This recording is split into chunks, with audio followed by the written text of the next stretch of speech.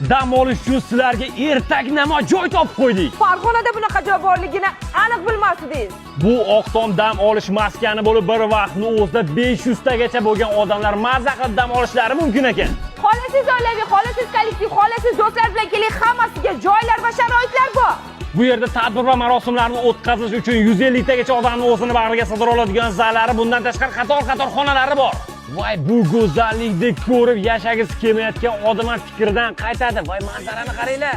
Bu yerda 20 ga yaqin so'ri bo'lib, 10 kishidan 30 kishigacha sig'ar ekan.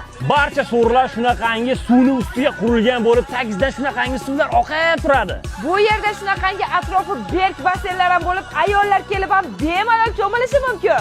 Bu yerda qozon tovoq hamma narsalari bor. Xohlasalar o'zdan ovqat qilinglar, xohlasalar mohir oshpazlari ham bor ekan.